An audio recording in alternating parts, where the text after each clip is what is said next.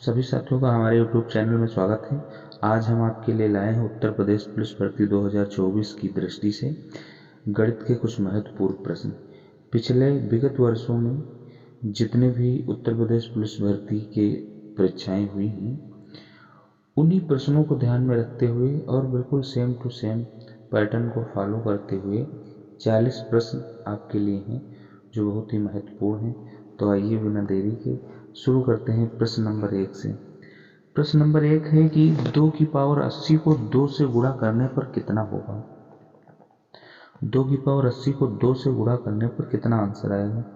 तो हम सभी जानते हैं कि अगर किसी नंबर का बेस समान होता है तो उनकी जो घातें हैं वो जुड़ जाती हैं। तो यहाँ पर है 2 की पावर 80 और इसको अगर हम 2 से गुणा करेंगे तो किसी भी नंबर की घात 1 होती, तो इनके बेस समान है 2 और 2, तो इनकी घातें जुड़ जाएंगी 80 और 1 81। तो इस प्रकार से पहला ऑप्शन सही हो जाएगा। बढ़ते हैं प्रश्न नंबर 2 की तरफ। प्रश्न नंबर 2 हमारा है कि x अनुपात 3 समानुपात y अनुपात 4। जो ये समानुपात का चिन्ह होता है इसको बराबर की तरह हम मानते हैं, और जो ये अनुपात है ये बटे का सिंबल होता है।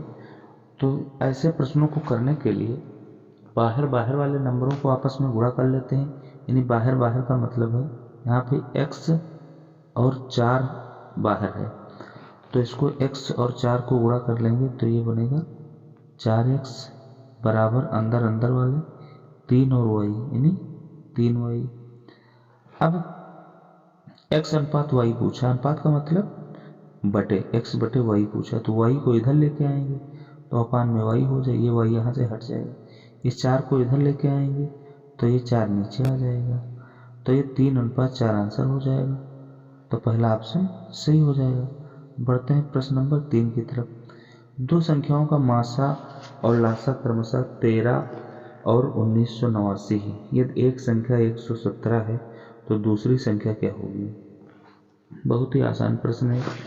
किन्हीं दो संख्याओं के लिए होता है कि उनका एलसीएम और उनके एचसीएफ का जो गुणनफल होता है वो उन दोनों नंबरों के बराबर होता है।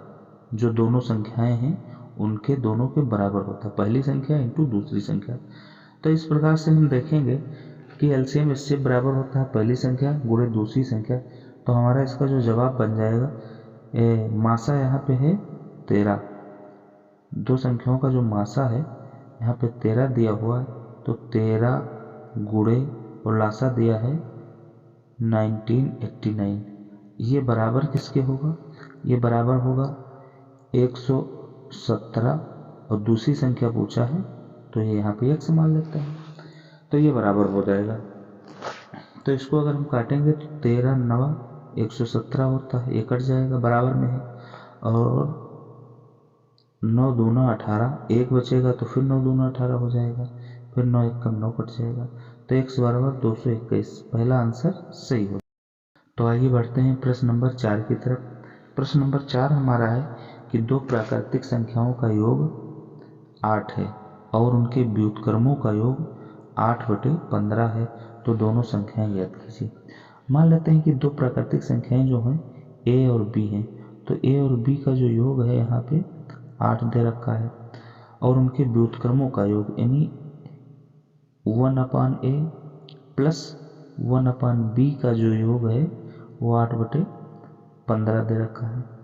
तो अगर इसको सॉल्व करते हैं तो हम एलसीएम लेंगे और b का a b हो जाएगा, b इधर पहुँचेगा यहाँ पे और a यहाँ पे पहुँच जाएगा, तो ये b प्लस a और अपॉन में ab हो जाएगा, और 8/15 तो है ही है। तो यहाँ पर क्या बनेगा, इस a प्लस b की जगह पे हम 8 रख सकते हैं, तो ये हमारा हो जाएगा, इधर देखते हैं 8/ab और 8/15 हो जाएगा। तो 8 8 ये दोनों कैंसिल हो जाएगा और ये दोनों को हम उलट देंगे, तो ab बराबर हमारा जो है यहाँ पे हो जाएगा 15, ab बराबर हमारा 15 हो जाएगा। अब अगर इसके हम गुणनखंड कर लेते हैं 15 के, तो 3 गुणे 5 आएगा, इसके और कोई गुणनखंड होंगे नहीं, तो एक संख्या इसमें 3 हो जाएगी, एक 5 हो जाएगी। तो यही पूछा था, दोनों संख्याओं को ज्ञात करो। तो 3 और 5 पहला आंसर सही हो जाएगा। बढ़ते हैं प्रश्न नंबर 5 की तरफ। प्रश्न नंबर 5 है हमारा कि यदि ए का वेतन बी के वेतन से 25% अधिक है तो बी का वेतन ए के वेतन से कितने प्रतिशत कम है। तो इसके लिए हमारे पास फार्मूला होता है x/100 ± x और इंटू 100%। ये फार्मूला होता है। प्लस माइनस का मतलब है यदि अधिक बोल रहा है तो 100 में जोड़ देंगे, यदि बोल रहा है कि कम है तो हम उसको कम कर देंगे। और x की वैल्यू क्या होगी, जो ये कम और ज़्यादा दिया हुआ है इसको x मानेंगे। तो यहाँ पर बनेगा 25 बटे, अधिक बोल रहा है तो 125 हो जाएगा, इंटू 100%। तो इसको जब हम सॉल्व करेंगे तो 25 पंचे 125 कट जाएगा और 5 बीसम 100, यानी 20 आंसर आ जाएगा। तो बी का वेतन ए के वेतन से 20% कम होगा। इसको याद रखेंगे इस फार्मूले को। प्रश्न नंबर अगर हम 6 देखते हैं तो इसमें बोल रहा है कि सबसे बड़ी संख्या कौन सी है। तो जिस तरीके से ये दिया हुआ है 3 की घात 50, 4 की घात 40, 5 की घात 30 और 6 की घात 20, तो इसको हम जनरली सॉल्व नहीं कर सकते हैं। तो इसको एक हम टेक्निक से देखेंगे। हम 3 की घात जो 50 है, जो घात में नंबर लिखे हुए हैं उसमें हम देखते हैं कि कौन सा नंबर ऐसा है जो कॉमन है, कॉमन नंबर क्या है। तो यहाँ पे देखते हैं 50, 40, 30, 20 में 10 नंबर जो है कॉमन है। तो हम अगर 3 की घात 50 में 10 नंबर कॉमन कर लेते हैं तो ये बनेगा 3 की घात 5, और इसको अगर ब्रैकेट में ऐसे लिख लेते हैं तो ये 10 यहाँ लिख सकते हैं। इसी तरीके से 4 की घात 4 लगा लेंगे और 10 इधर हम बाहर लिख लेंगे। 10 चौक 40 घात बराबर है, घात पे कोई अंतर नहीं आएगा। इसी तरीके से 5 की घात अगर हम 3 लिख लें और 10 बाहर लगा लें पावर, 10 3 30, कोई अंतर नहीं रहेगा। 6 की घात 2 और इसकी घात 10, 10 दूना 20, कोई अंतर नहीं रहेगा। अब घातें यहाँ पर 10 सबकी बाहर होगी। अब अंदर वालों को सॉल्व कर लेते हैं। तो 3 की घात जो 5 है तो ये बनेगा 3 3 9, 9 9 81 और 81 3 81 को हम मल्टीप्लाई कर लेंगे 3 से, तो ये बनेगा 3 एकम 3 और 3 और 24, 343 बनेगा। ये जो हमारा पहला नंबर है ये बन रहा है 343। दूसरा नंबर क्या बनेगा, 4 की घात 4, 4 चक्कू 16 और 16 16 256 बनेगा। ये 256 बन जाएगा हमारा। अब तीसरा क्या बनेगा, 5 की घात 3 है तो 55 25 पंचे 125 बनेगा, ये हमारा 125 हो जाएगा। चौथा क्या बनेगा, 6 4 36 बनेगा।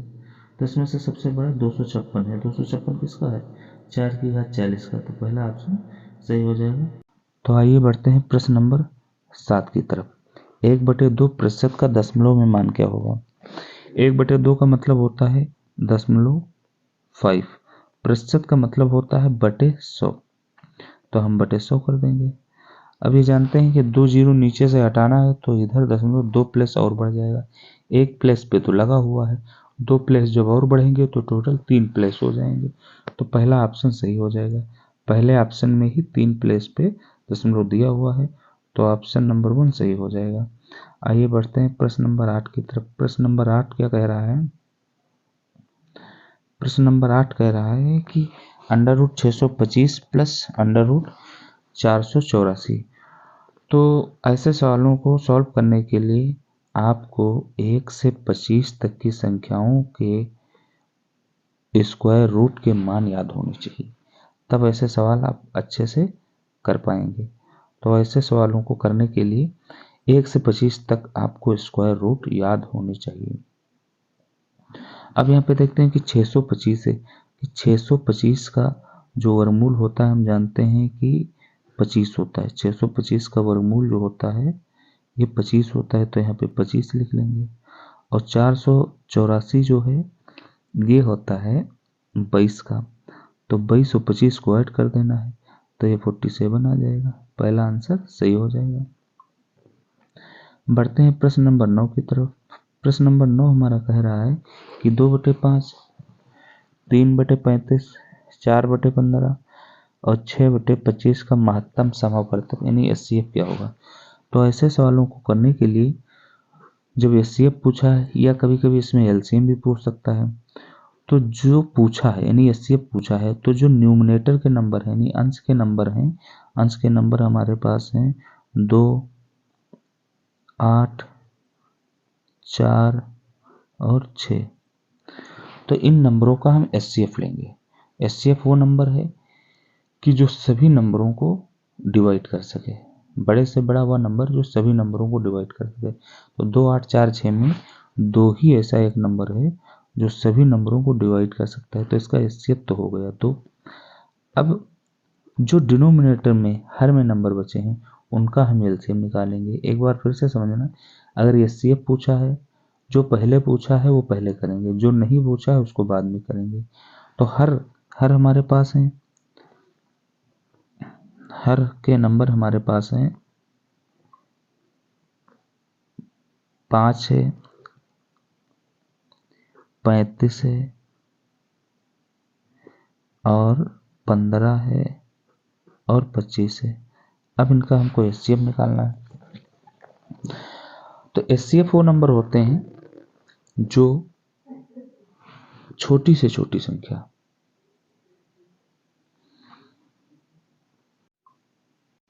छोटी से छोटी वह संख्या जिनमें इन नंबरों के सारे गुणनखंड हों। आप लोगों ने पहले एचसीएफ और एलसीएम जरूर पढ़ा होगा। तो 5, 35, 15, 25 का जो हमारा एलसीएम आएगा ये आएगा 525, और पहले ऊपर एचसीएफ 2 आया था, तो हमारा जो आंसर बनेगा 2/525 बन जाएगा। तो आइए बढ़ते हैं प्रश्न नंबर 10 की तरफ। प्रश्न नंबर हमारा 10 कह रहा है कि 64 की घात 12 अनुपात 4 की घात 15 बराबर 64 स्टार। तो स्टार के स्थान पे क्या आएगा। तो हम 64 को 4 की घात में लिख लेते हैं। 64 को अगर हम 4 की घात में लिखना चाहेंगे तो 4 की घात 3 लगाना पड़ेगा, और 12 पहले से घात में है, तो 12 3 36 जो है 4 की घात 12 3 36 बन जाएगा। अब ये डिवाइड है, तो डिवाइड का मतलब बटे अपॉन में आ जाएगा, 4 की घात 15 हो जाएगा। और इस 64 को भी 4 की घात में लिख लेते हैं, बेस सबके बराबर कर लेते हैं, सॉल्व करने में आसानी होगी। तो 4 की घात 3 हो जाएगा, 3 स्टार। अब जब बेस बराबर होते हैं और संख्या बटे सही में लिखी होती है तो घातें उनकी घट जाती हैं। तो 36 से 15 यदि हम घटा लेंगे, इसको ऊपर लेके जाएंगे तो 36 से 15 घट जाएगा, तो बचेगा 21 बचेगा, 4 की घात 21 बचेगा। और ये बराबर है 4 की घात 3 स्टार। फिर यहाँ पे बेस बराबर है तो घातें बराबर हो जाएंगी, यानी जो 3 इंटू स्टार है ये बराबर होगा 21 के। तो स्टार बराबर हमारा हो जाएगा, ये 3 नीचे आ जाएगा, 21/3 हो जाएगा। तो हमारा जो आंसर बचेगा वो 7 बन जाएगा। ऑप्शन नंबर 1 सही हो जाएगा। बढ़ते हैं प्रश्न नंबर 11 की तरफ। प्रश्न नंबर 11 कह रहा है कि 360 मीटर लंबी ट्रेन अपने समान लंबाई वाले प्लेटफॉर्म को पार करने में 36 सेकंड का समय लगाती है, तो रेलगाड़ी की गति क्या होगी। तो गति यानी चाल, चाल हम सभी जानते हैं, चाल स्पीड बराबर डिस्टेंस अपॉन टाइम होता है। ये फार्मूला याद रखना है आपको, चाल बराबर दूरी बटा समय। तो समय तो यहाँ 36 सेकंड है, और 360 मीटर लंबी ट्रेन अपने समान लंबाई वाले प्लेटफॉर्म को पार करती है। तो ऐसे प्रश्नों में ये ध्यान रखना होता है कि जितनी ट्रेन की लंबाई है और बोल रहा है प्लेटफॉर्म भी उतना ही लंबा है, तो प्लेटफॉर्म की लंबाई और ट्रेन की लंबाई जुड़ जाती हैं ऐसे प्रश्नों में, क्योंकि जब ट्रेन पार करेगी तो प्लेटफार्म को भी पार करेगी और अपनी लंबाई के बराबर दूरी को भी पार करेगी। चूंकि यहाँ पे 360 मीटर ही प्लेटफार्म है, यानी ट्रेन की लंबाई के बराबर प्लेटफार्म है, तो इसका 2 गुना हो जाएगा। तो चाल बराबर यानी स्पीड जो हमारी बनेगी, क्या बनेगी, दूरी, तो दूरी इसका 2 गुना हो जाएगा। तो 2 इंटू 360 कर देंगे और अपॉन में क्या रखेंगे, समय, यानी 36 सेकंड रखेंगे। अब 36 धाम 360 कट जाएगा, ये काट दिया हमने, तो स्पीड हमारी कितनी आ जाएगी, 20 आ जाएगी। लेकिन 20 आंसर में तो है नहीं, अब 20 हमारा जो है जवाब होगा। लेकिन यहाँ पे ध्यान देने योग्य बात है कि हमारा जो आंसर आया है मीटर प्रति सेकंड में आया है, यानी स्पीड बराबर 20 मीटर प्रति सेकंड। लेकिन यहाँ आंसर जो दिया है किलोमीटर प्रति घंटा में दिया है, तो इसको भी समझना पड़ेगा। हमको इसको किलोमीटर प्रति घंटे में बनाना है, तो किलोमीटर प्रति घंटे में बनाने के लिए हम 18/5 से इस नंबर को मल्टीप्लाई कर देंगे, तो 5 से कोई 20 कट जाएगा, 18 चौक 72 हो जाएगा। ऑप्शन नंबर 1 सही हो जाएगा। जब छोटी यूनिट से मीटर प्रति सेकंड से किलोमीटर प्रति घंटे में बदलना है तो हम 18/5 से मल्टीप्लाई कर देंगे। जब किलोमीटर प्रति घंटा से मीटर प्रति सेकंड में बदलना है तो इसको हम उल्टा कर देंगे, यानी 5/18 से उस नंबर को गुणा कर देंगे। ये ध्यान में रखना चाहिए आपको।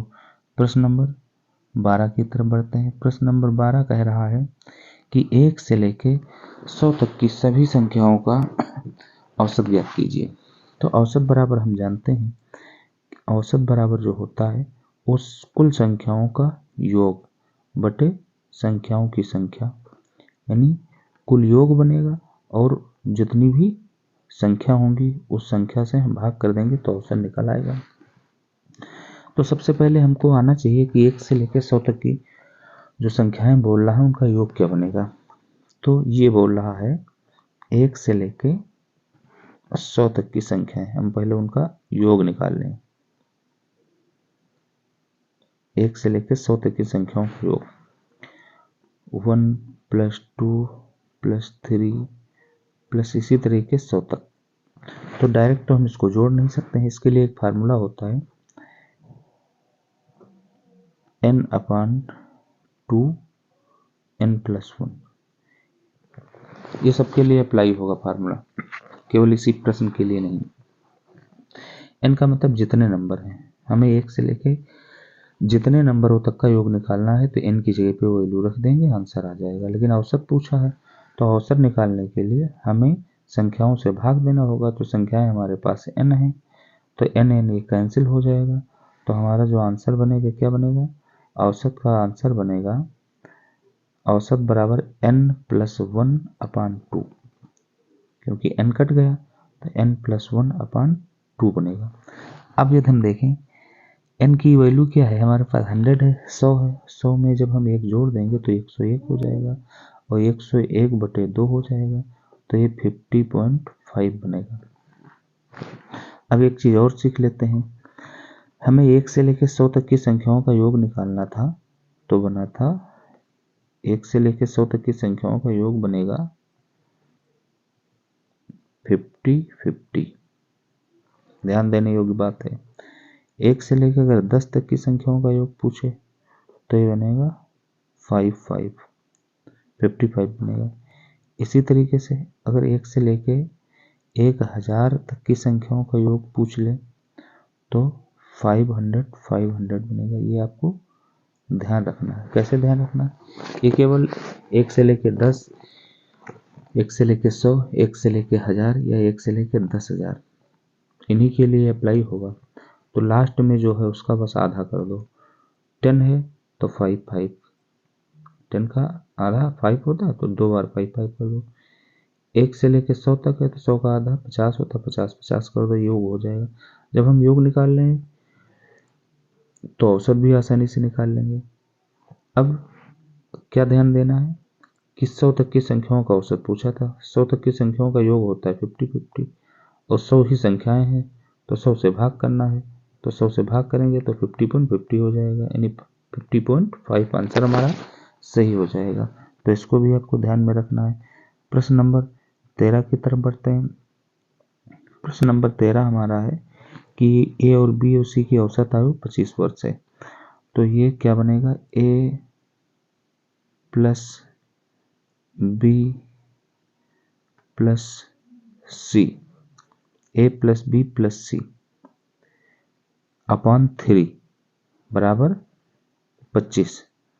तो ए प्लस बी प्लस सी 25 दिया 75 हो जाएगा। जब हम इसको भाग करेंगे, इधर क्रॉस मल्टीप्लाई कर देंगे तो 75 हो जाएगा।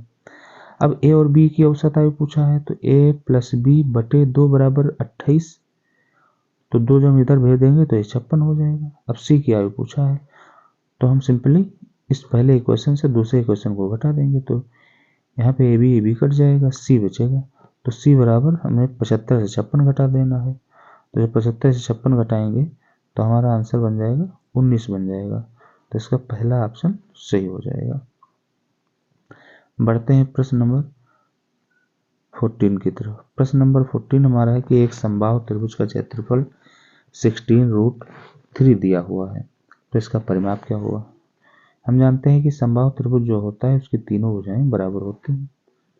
जिसकी तीनों भुजाएं बराबर होती हैं और प्रत्येक कोण 60 डिग्री का होगा ही। जब तीनों भुजाएं बराबर होंगी तो प्रत्येक कोण 60 डिग्री का हो जाएगा। तो ऐसे त्रिभुज को समबाहु कहते हैं। समबाहु त्रिभुज का जो क्षेत्रफल का फार्मूला होता है, ये होता है अंडर रूट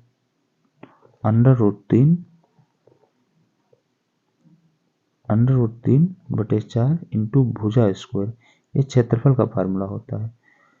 अब क्षेत्रफल हमको दिया है कि 16√3, 16 अंडर रूट 3 दिया हुआ है, तो ये अंडर रूट कैंसिल हो जाएगा। तो ए स्क्वायर बराबर हमारा जो बनेगा, ये 16 चौको 64 बनेगा। तो ए बराबर जो हमारा आएगा, जब अंडर रूट निकालेंगे 64 का तो 8 आ जाएगा। अब इसका परिमाप पूछा है, तीनों भुजाएं बराबर हैं, तीनों भुजाओं का योग ही परिमाप होता है। तो परिमाप होगा 3 है, ए की जगह पे 8 रख देंगे, 8 में 24 आंसर हो जाएगा। पहला आंसर ऑप्शन सही हो जाएगा। बढ़ते हैं प्रश्न नंबर 15 की तरफ। प्रश्न नंबर 15 हमारा है कि 234 में क्या जोड़ा जाए कि वह संख्या 9 से भाज्य हो जाए। किसी संख्या को 9 से भाज्य होने के लिए उन संख्या के अंकों का योग भी 9 से भाज्य होना चाहिए। तो यहाँ पे अगर हम संख्या के अंकों का योग देखते हैं तो 5 1 6, 6 2 8, 8 3 11, 11 4 15। तो 15 में क्या जोड़ें कि 9 से भाज्य हो जाए। तो 15 में अगर हम 3 जोड़ देंगे तो ये 18 हो जाएगा। 15 में 3 जोड़ेंगे तो 18 हो जाएगा। 18 9 से भाज्य हो जाएगी। तो पहला आंसर सही हो जाएगा, ऑप्शन सही हो जाएगा। बढ़ते हैं प्रश्न नंबर 16 की तरफ। प्रश्न नंबर 16 हमारा है, ये बड़ी सी संख्या दी है और इसका वर्गमूल पूछा है। तो एक चीज हमें ध्यान में रखना है कि एक ऐसे सवाल एक निश्चित पैटर्न पे सॉल्व होते हैं। जैसे हम देखते हैं कि 1 का वर्ग जो है 1 होता है, और अगर हम 2 बार 1 कर दें यानी 11 कर दें तो इसका वर्ग 1 2 1 होता है। इसी तरीके से अगर हम 3 बार हम 1 कर दें इसका वर्ग, ये बनेगा 1 2 3 और 2 1। यानी जितनी बार 1 होगा हम वहां तक गिनती को लिखते जाएंगे। जैसे 5 बार है तो 1 2 3 4 5, फिर रिवर्स कर देंगे 4 3 2 1। तो यहाँ पे देखो 1 2 3 4 5 7 है, 7 तक गया है, तो 7 टाइम 1 का ये स्क्वायर लिखा हुआ है। तो पहला आंसर जो है हमारा सही हो जाएगा। जब हम 7 टाइम 1 का वर्क करेंगे तो 1 2 3 4 5 7, फिर रिवर्स कर देंगे 6 5 3 2 1, ऐसे बन जाएगा। तो इसको भी आपको ध्यान रखना है। तो ऑप्शन नंबर 1 इसका सही हो जाएगा। बढ़ते हैं प्रश्न नंबर 17 की तरफ। एक संख्या के 3 गुने में, तो हम संख्या x मान लेते हैं। 3 गुने में 3x में 15 घटाया जाए, 15 घटा दिया, माइनस कर दिया, तो 120 प्राप्त होता है, यानी ये 120 के बराबर हो जाएगा। तो हमारा जो 3x है ये क्या बनेगा, 15 उधर जाएगा, जुड़ जाएगा। तो 15 जब उधर जुड़ेगा 120 में तो ये बन जाएगा 135 बन जाएगा। अब हम जब x बराबर निकालेंगे तो ये 3 से भाग करेंगे, 3 चक्कू 12, 3 बजे 15, x का मान 45 आ जाएगा। ऑप्शन नंबर 1 सही हो जाएगा। बढ़ते हैं प्रश्न नंबर 18 की तरफ। कह रहा है कि 0.001 प्लस 1.01 प्लस 0.11 का मान क्या होगा। तो ऐसे क्वेश्चन को बहुत ही आसानी से सॉल्व करते हैं। इसमें ध्यान देने योग्य ये बात है कि यहाँ पे हम देखते हैं कि अधिकतम कितने अंकों पे दशमलव लगा हुआ है। यहाँ पे देखते हैं कि अधिकतम 3 अंकों पे दशमलव लगा हुआ है, तो हम प्रत्येक नंबर को दशमलव 3 अंकों तक बनाने के लिए एडजस्ट करते हैं। कैसे करते हैं, यहाँ पे मिडिल की संख्या में दो ही अंकों तक दशमलव लगा हुआ है, तो हम पीछे इसके एक 0 बढ़ा लेंगे, और यहाँ 0.11 है, इसके पीछे भी एक 0 बढ़ा लेंगे।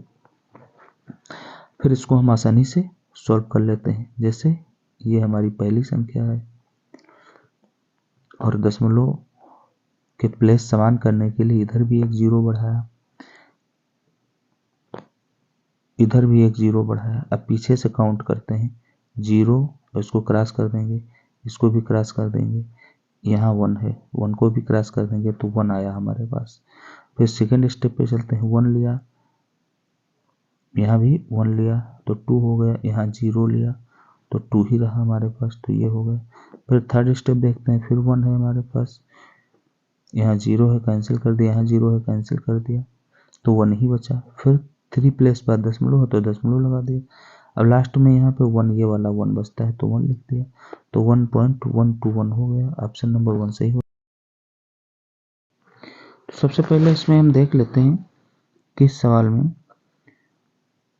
30 लीटर के मिश्रण में दूध और पानी है कितना कितना।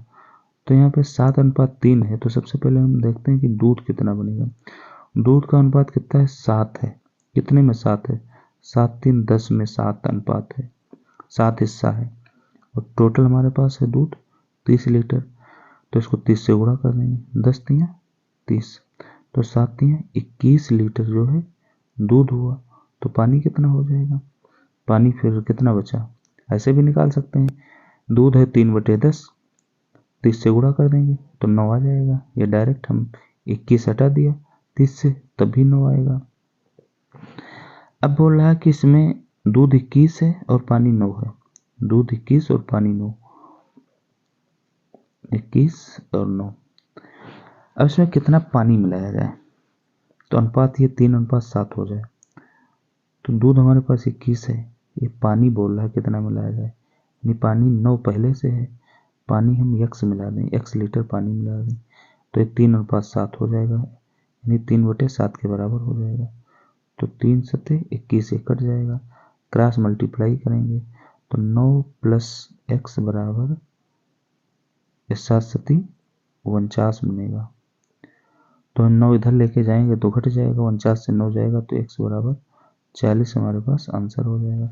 आइए देखते हैं प्रश्न नंबर सही हो जाएगा 23। प्रश्न नंबर 23 कह रहा है कि एक कक्षा में 75% विद्यार्थी अंग्रेजी में, 60% विद्यार्थी गणित में उत्तीर्ण होते हैं, 20% दोनों विषयों में अनुत्तीर्ण होते हैं, तो उत्तीर्ण प्रतिशत क्या था। ऐसे सवालों को हल करने के लिए 75 और 60 को आपस में जोड़ेंगे तो कितना बनेगा, 7 से 13 135 बन जाएगा। 135% बनेगा यहाँ पे। अब यहाँ पे हमारे पास कह रहा है कि 20% दोनों में फेल हो जाते हैं, अनुत्तीर्ण हो जाते हैं, और यहाँ पे दिया है उत्तीर्ण होते हैं, तो इसको उत्तीर्ण बनाने के लिए 100 से घटा देंगे अगर हम, तो 100 से घटाएंगे तो 80 आ जाएगा, तो ये उत्तीर्ण हो गया। अब इस 80% को इसमें से घटा देंगे, 135 से जब 80 घटाएंगे तो ये बनेगा 55। तो इसका मतलब है कि 55% विद्यार्थी जो हैं दोनों विषयों में उत्तीर्ण होते हैं। उत्तीर्ण प्रतिशत क्या है, तो उत्तीर्ण प्रतिशत जो है ये 55% है, तो पहला ऑप्शन हमारा सही हो जाएगा। बढ़ते हैं प्रश्न नंबर 24 की तरफ। 24 नंबर प्रश्न कह रहा है 4 माइनस ब्रैकेट में 2 - 9 ब्रैकेट बंद इसकी power 0 plus 3 square divide by 1 plus 3 इस किसके बराबर हुआ। तो सबसे इसमें जो ध्यान देने वाली बात है, किसी भी नंबर पे ब्रैकेट बंद है या कोई नंबर है उस पर 0 लगा है तो उसका मान 1 होता है, उसके अंदर सॉल्व करने की जरूरत नहीं है।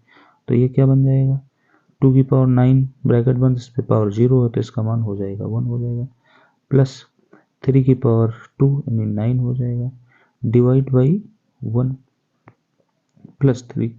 तो सबसे पहले हम इसको सॉल्व कैसे करेंगे, इसमें हम BODMAS का रूल लगा देते हैं, BODMAS ब्रैकेट सॉल्व करेंगे, ऑफ यानी गुणा करेंगे, ऑफ जहाँ पे का लिखा होता है, उसके बाद division, multiply, addition, subtraction, Hindi में भाग जोग, यानी भाग जोग के नियम पे हम ऐसे सवालों को सॉल्व करते हैं। भाग जोग का मतलब होता है सबसे पहले भाग करेंगे, फिर गुणा करेंगे, फिर जोड़ करेंगे, फिर घटाना करेंगे। तो यहाँ पे सबसे पहले हम भाग करेंगे, तो 9 को जो हम 1 से भाग करेंगे तो 9 ही हमारे पास आएगा। तो यहाँ 4 से 1 गया 3 आ गया, और यहाँ 9 ही बचा तो 9 लिख लेते हैं, प्लस 3 है यहाँ। अब 9 3 और फिर 3, तो ये 9 से 15 हो जाएगा, ऑप्शन नंबर 1 सही हो जाएगा। आइए बढ़ते हैं प्रश्न नंबर 25 की तरफ। प्रश्न नंबर हमारा 25 है, किसी संस्था में सदस्यों की संख्या 2500 है। यह संख्या पहले वर्ष में 10 बढ़ती है तो दूसरे वर्ष में 10 घटती है, तो 2 वर्षों के बाद सदस्यों की संख्या में कितनी वृद्धि या कमी होगी। तो अब हमारे पास जो है 2500 सदस्य हैं और 10% बढ़ जाती है तो कितना हो गया, 110/100 हो गया। फिर 10% घट जाता है दूसरे साल, तो ये बन जाएगा 90/110, नहीं 90/100 बनेगा। अब इसको सॉल्व कर लेते हैं, तो 2 0 2 0 ये कैंसिल हो गया, 1 0 1 0 ये 2 0 ये कैंसिल हो गया, तो 11 9 99। जब 25 और 99 को हम गुणा करेंगे तो हमारे पास आएगा 2475 आएगा।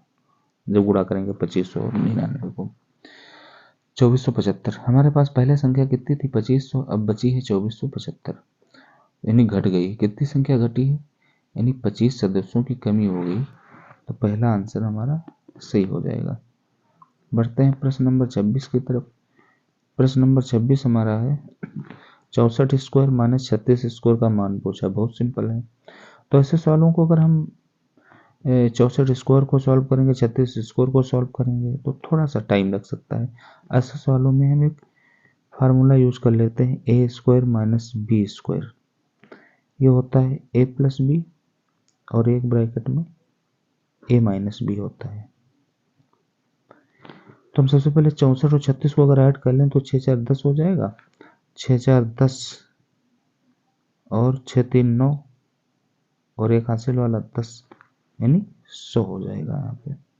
अगर इसको हम घटा लेते हैं तो 14 में 6 गया, 8 से 14 8 हो गया, और यहाँ 5 से 3 जाएगा तो 2 आएगा, यानी 28 28 गुणे 100 2800, यानी पहला ऑप्शन सही हो जाएगा।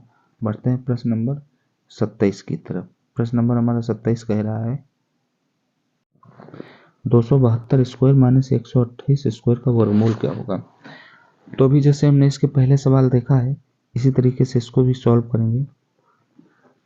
272 और 128 को एक ब्रैकेट में जोड़ देंगे, एक में घटा देंगे, तो 272 और 128 को जो हम जोड़ेंगे तो 8 2 10 हो जाएगा, और 7 2 9 1 10 हासिल वाला, और 2 1 3 1 4 हो जाएगा, ये 400 हो गया। और जब हम घटाएंगे तो 12 में 8 जाएगा तो 4 आ जाएगा, और 6 में 2 जाएगा तो ये भी 4 आ जाएगा, और यहाँ पर 2 में 1 गया तो 1 आया, और इसका वर्गमूल पूछा है यानी अंडर रूट निकालेंगे, तो 400 का 20 होता है, 144 का 12 होता है, तो 12 गुना 24 यानी 240 जो है सही हो जाएगा। ऑप्शन नंबर 1 इसका सही बनेगा। प्रश्न नंबर 28 की तरफ बढ़ते हैं। प्रश्न नंबर हमारा 28 है कि प्रातः 6:15 से 5 घंटे 16 मिनट 50 समय क्या होगा। यानी बहुत सिंपल सवाल है, हम 6:15 में 5 घंटे 16 मिनट जोड़ देंगे तो 15 और 16 31 हो जाएगा, और 6 5 11 हो जाएगा। बस इसमें AM PM का ध्यान रखना, 12 के पहले है तो AM ही बनेगा, तो ऑप्शन नंबर हमारा पहला सही हो जाएगा। प्रश्न नंबर 29 की तरफ देखते हैं। 30 मीटर गुणे 24 मीटर गुणे 18 मीटर की बीमा वाले, यहाँ पे गलत छप गया है, बीमा का मतलब लंबाई वाले। घनाभ में अधिकतम किस लंबाई की लोहे की छड़ की जा सकती है। तो किसी कमरे में हम अगर अधिकतम लंबाई की लोहे की छड़ रखते हैं तो फर्श के एक कोने से और छत के एक कोने से विकर्ण जो बनेगा ये इस फार्मूले से बनेगा, L square plus B square plus H square, यानी लंबाई स्क्वायर चौड़ाई स्क्वायर प्लस ऊंचाई स्क्वायर। तो ये जो विकर्ण बनेगा यही अधिकतम लंबाई होगी और इसी लंबाई के बराबर हम छड़ को रख सकते हैं। तो यहाँ पे देखते हैं कि जो 30 का स्क्वायर बनेगा वो 900 बनेगा, 30 का स्क्वायर 900 बनेगा, 900 हो जाएगा। और 24 का स्क्वायर 576 होता है। और 18 का स्क्वायर जो बनेगा, हमने आपको बताया है कि 1 से 25 तक कम से कम आपको स्क्वायर याद होना चाहिए, तभी आप आसानी से सवालों को कर पाएंगे। तो 18 का जो वर्ग होता है ये 324 होता है। अब इन सबको अगर हम ऐड कर दें, 324 प्लस 576 प्लस 900, अगर इनको सबको हम आपस में ऐड कर देते हैं तो ये आता है 1800 आता है। आप ऐड करके देख लीजिए 1800 आएगा। अब इसका हमें अंडर रूट निकालना है, तो हम 1800 को क्या लिख सकते हैं, 1800 को लिख सकते हैं 900 गुणे 2 लिख सकते हैं। 900 का हम जानते हैं कि 30 होता है और 2 का कुछ नहीं निकलेगा तो ये अंडर रूट के अंदर ही रहेगा, तो 30 अंडर रूट 2 बनेगा मीटर। पहला आंसर हमारा सही हो जाएगा। आइए बढ़ते हैं प्रश्न नंबर 30 की तरफ। प्रश्न नंबर हमारा 30 जो है, एक वृत्त की परिधि 22 मीटर, इसका क्षेत्रफल पूछा है। एक वृत्त की परिधि दी है 22 मीटर, इसका क्षेत्रफल, परिधि का फॉर्मूला होता है 2 पाई आर। तो 2 पाई आर बराबर यहाँ पे 22 दिया हुआ है, इसका क्षेत्रफल पूछा है। तो सबसे पहले हम यहाँ से आर निकाल लें। आर बराबर होता है, आर बराबर होगा 22/2 पाई। आर निकाल लेंगे, फिर क्षेत्रफल का फार्मूला होता है ए बराबर पाई आर स्क्वायर।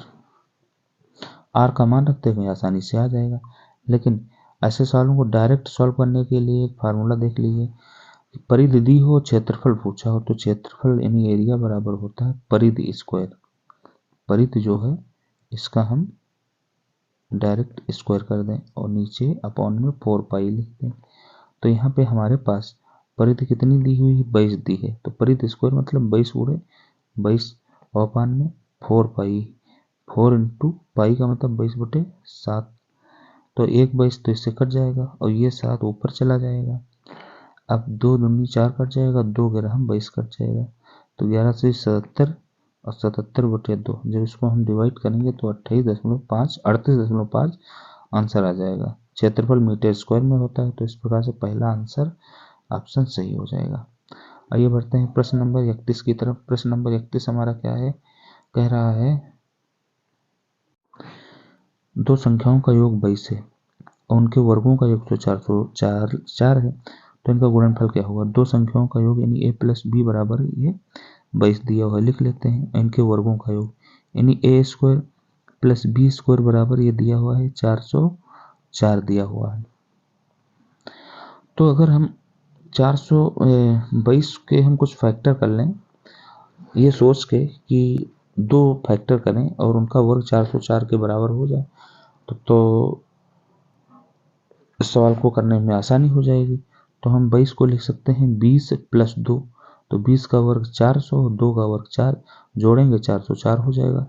यानी एक संख्या हमारी 20 बनेगी और एक संख्या हमारी 2 बनेगी। इनका गुणनफल पूछा है तो 20 दूना 40, पहला आंसर सही हो जाएगा। आइए बढ़ते हैं प्रश्न नंबर 32 की तरफ। प्रश्न नंबर हमारा 32 क्या कह रहा है कि एक व्यक्ति किसी कार्य को 15 दिन में कर सकता है, तो 10 दिन में वह कार्य का कितना भाग कर लेगा। एक व्यक्ति किसी कार्य को 15 दिन में कर सकता है, तो एक दिन में कार्य कितना करेगा, 1/15 हिस्सा करेगा। तो 10 दिन में कितना करेगा, 10 से इसको हम गुणा कर देंगे, 5 तिया 15, 5 दूनी 10, 2/3 हिस्सा वो कार्य को कर पाएगा। पहला आंसर सही हो जाएगा। बढ़ते हैं प्रश्न नंबर 33 की तरफ। प्रश्न नंबर हमारा 33 कह रहा है कि ए किसी कार्य को 3 दिन में पूरा कर सकता है, बी उसी कार्य को 4 दिन में पूरा कर सकता है, दोनों मिलकर उस कार्य को करें तो कितने दिन में पूरा कर लेंगे। तो जब एक कार्य को 3 दिन में पूरा कर सकता है तो ए 1 दिन में कितना करेगा, 1/3 हिस्सा करेगा।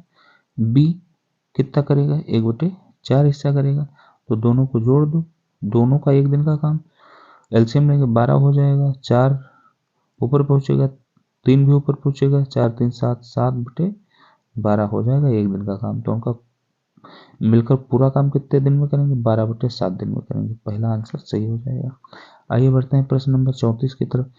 प्रश्न नंबर हमारा 34 बहुत ही आसान है। 10 मीटर प्रति सेकंड का मान किलोमीटर प्रति घंटा में बदलिए। अभी हमने बताया था कि बड़ी यूनिट में बदलना है, तो 18 ऊपर कर देंगे, 5 नीचे कर देंगे, 5 दूनी 10, 18 दूनी 36। पहला आंसर हमारा सही हो जाएगा। बढ़ते हैं प्रश्न नंबर 25 की तरफ। प्रश्न नंबर 25 है कि 10,000,529 का वर्गमूल क्या होगा? तो 529 का वर्गमूल 23 होता है। लेकिन यहाँ पे दशमलव कितने प्लेस कितने हैं? 6 प्लेस हैं, तो दशमलव में 3 ही प्लेस रखने हैं। तो 529 का 23 होता है। हमारे पास जो ऑप्शन है तो उसमें 3 प्लेस पे केवल एक ही ऑप्शन है, पहला ऑप्शन। तो पहला ऑप्शन ही हमारा सही हो जाएगा। बढ़ते हैं प्रश्न नंबर 36 की तरफ। प्रश्न नंबर 36 ये कह रहा है कि चक्रवृद्धि ब्याज पर निवेश की गई एक धनराशि 2 वर्षों में 1600 रुपये, 3 वर्षों में इतनी हो जाती है 1680 रुपये। तो ब्याज की दर ज्ञात करना है। तो मिश्र धन का फार्मूला जो होता है, मिश्र धन बराबर ये होता है P प्रिंसिपल वैल्यू 1 + R/100 इसकी पावर T यानी टाइम होता है, ये फार्मूला होता है। तो इस फार्मूले की हेल्प से ये क्या बनेगा?